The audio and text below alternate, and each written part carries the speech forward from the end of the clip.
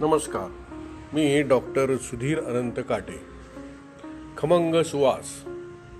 खरं तर खमंग ही चव असते, पण त्याचा बरेचदा उपयोग अनुमान प्रमाण म्हणून पदार्थाच्या स्वागतासाठी सुवास म्हणून म्हणजेच भाजलेल्या पदार्थांच्या चवीच्या खमंगपणासाठी केला जातो. कुठल्या कुठल्या भाजलेल्या खाद्यपदार्थांची तुम्हाला आठवण झाली बरं? आणि नुसत्या आठवणींनीही ते खमंग सुवास मेंदूतून नाकात आलेले जाणवतात. कारण ह्या सर्व वासांच्या आठवणींचं एक संग्रहालय, लायब्ररी मेंदूत असते. त्यातून वेळेभर हुकूम, स्वर, गंध, रंग, स्पर्श दशकांपूर्वीचेही जसेच्या तसे आठवत, भासत, जाणवत असतात. असा सुवास शब्दात मांडणं केवळ अशक्यच. आपण सरसकट खमंग शब्द वापरतो, पण तो सुगंधानुरूप चपखल नसतोच. चहा उकळत असताना मेंदूमध्ये तल्लफीची जाणीव होते.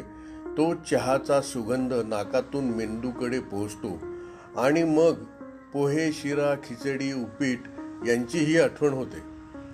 त्याच विचारात असताना जाणवलं की किसलेलं खोबरं परतताना येणारा सुवास वेगळा, खसखस परततानाचा भिन्न, कांदा तेल न टाकता परतताना येणारा सुवास जरा हटकेच असतो बरं का. नेहमीची घरोघरी तडतडणारी फोडणी, जिरे मोहरी टाकलेली तशी रोजचीच सर्वांच्याच परिचयाची. सागर संगीत मसालेदार भाजी बनवताना तापलेल्या तेलात मोहरी, जिरे, धने टाकल्यावर क्रमाने सेकंदाच्या फरकाने येणारा सुगंध प्रत्येकाच्या सहज लक्षात असणारा आहे आणि तो अफलातूनच असतो. भूक चाळवणारा, पोटात जाठराग्नी प्रदीप्त करणारा असतो. त्याच क्रमाने कढीपत्त्याची पानं, कांदा, टोमॅटो फोडणीत पडून जरा वेळ ते मिश्रण परतताना येणारा खमंग वास, भूक लागणे ते भूक कडकडून लागणे असा प्रवास जठरात घडवत असतो. बेसनाच्या लाडूसाठी बेसन भाजताना खोलीत पसरणारा गंध उत्साहवर्धक असतो. बेसन लाडू बनवण्यापर्यंत भाजून झाले यासाठी काहीतरी सांकेतिक परीक्षा असते. त्यास एक शब्दही आहे, मला आता तो आठवत नाही. तुम्हाला आठवल्यास मला कळवा. रव्याच्या लाडवाची पद्धत ही रवा भाजताना थोड्या वेळातच गरमागरम लाडू ही भावना सुवासाबरोबर शरीरात रेंगाळत, अडखळत, कधी कधी धावत, घोळत असते. वैशालीच्या आसपास फिरताना सांबाराचा सुवास जाणवला नाही असं होतच नाही. दत्त मंदिरा शेजारून जाताना दूध आटवल्याचा सुवास यायचा.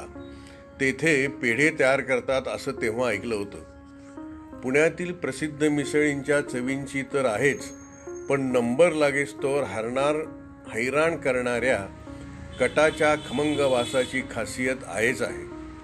गरम गरम वरण भातावर चमचाभर तुपाची धार नाकातून भुकेला वाढवते. हा अनुभव प्रत्येकाचाच आहे. अनेक प्रकारचे सुवास आपल्या रोजच्या जीवनात सर्वांना जाणवतात. आता विषय निघाला आहे तर तुम्ही सुद्धा विचार करा आणि तुम्हाला कुठले कुठले सुवास जास्त आवडतात हे परत एकदा जाणवून घ्या. चारोळी. झाडांचा एकमेकांना नसतो त्रास आणि कपाळावरची आठी. त्रास आणि कपाळावरची आठी. झाडांचा एकमेकांना नसतो त्रास आणि कपाळावरची आठी.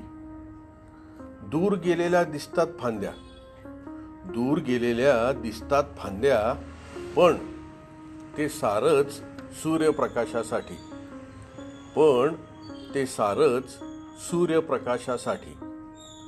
झाडांचा एकमेकांचा नसतो त्रास आणि कपाळावरची आठी. दूर गेलेल्या दिसतात फांद्या. दूर गेलेल्या दिसतात फांद्या, पण ते सारच सूर्यप्रकाशासाठी. प्राजक्त. धन्यवाद.